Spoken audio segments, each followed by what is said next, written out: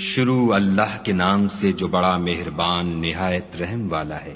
خدا جو نہایت مہربان، اسی نے قرآن کی تعلیم فرمائی، اسی نے انسان کو پیدا کیا، اسی نے اس کو بولنا سکھایا۔ سورج اور چاند ایک حساب مقرر سے چل رہے ہیں، اور بوٹیاں اور درخت سجدہ کر رہے ہیں، اور اسی نے آسمان کو بلند کیا اور ترازو قائم کی کہ ترازو سے تولنے میں حد سے تجاوز نہ کرو، اور انصاف کے ساتھ ٹھیک تولو اور تول کم مت کرو۔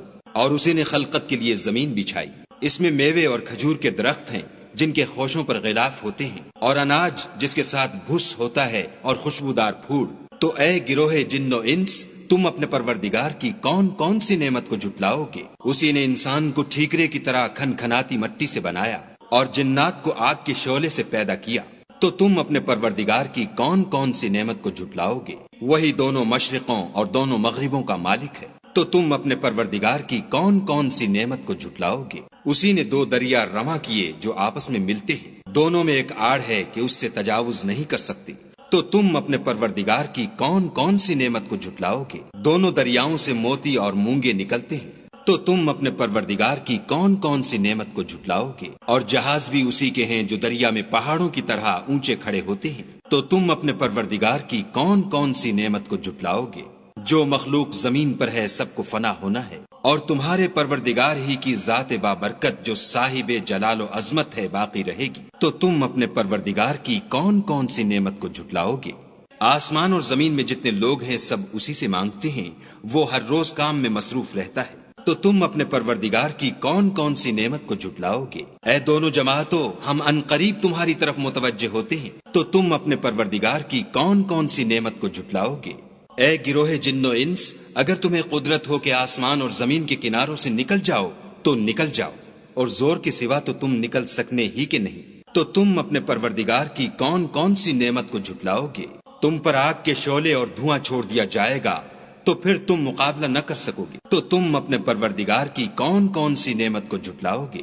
پھر جب آسمان پھٹ کر تیل کی تلچھٹ کی طرح گلابی ہو جائے گا تو وہ کیسا ہولناک دن ہوگا۔ تو تم اپنے پروردگار کی کون کون سی نعمت کو جھٹلاؤ گے؟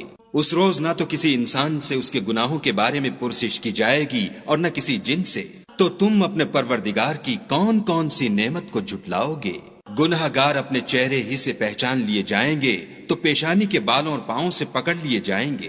تو تم اپنے پروردگار کی کون کون سی نعمت کو جھٹلاؤ گے؟ یہی وہ جہنم ہے جسے گناہ گار لوگ جھٹلاتے تھے، وہ دوزخ اور کھولتے ہوئے گرم پانی کے درمیان گھومتے پھریں گے۔ تو تم اپنے پروردگار کی کون کون سی نعمت کو جھٹلاؤ گے؟ اور جو شخص اپنے پروردگار کے سامنے کھڑے ہونے سے ڈرا اس کے لیے دو باغ ہیں۔ تو تم اپنے پروردگار کی کون کون سی نعمت کو جھٹلاؤ گے؟ ان دونوں میں بہت سی شاخیں یعنی قسم قسم کے میووں کے درخت ہیں۔ تو تم اپنے پروردگار کی کون کون سی نعمت کو جھٹلاؤ گے؟ ان میں دو چشمے بہ رہے ہیں۔ تو تم اپنے پروردگار کی کون کون سی نعمت کو جھٹلاؤ گے؟ ان میں سب میوے دو دو قسم کے ہیں۔ تو تم اپنے پروردگار کی کون کون سی نعمت کو جھٹلاؤ گے؟ اہل جنت ایسے بچھونوں پر جن کے استر اطلس کے ہیں تکیا لگائے ہوئے ہوں گے، اور دونوں باغوں کے میوے قریب جھک رہے ہیں۔ تو تم اپنے پروردگار کی کون کون سی نعمت کو جھٹلاؤ گے؟ ان میں نیچی نگاہ والی عورتیں ہیں جن کو اہل جنت سے پہلے نہ کسی انسان نے ہاتھ لگایا اور نہ کسی جن نے۔ تو تم اپنے پروردگار کی کون کون سی نعمت کو جھٹلاؤ گے؟ گویا وہ یاقوت اور مرجان ہیں۔ تو تم اپنے پروردگار کی کون کون سی نعمت کو جھٹلاؤ گے؟ نیکی کا بدلہ نیکی کے سوا کچھ نہیں ہے۔ تو تم اپنے پروردگار کی کون کون سی نعمت کو جھٹلاؤ گے؟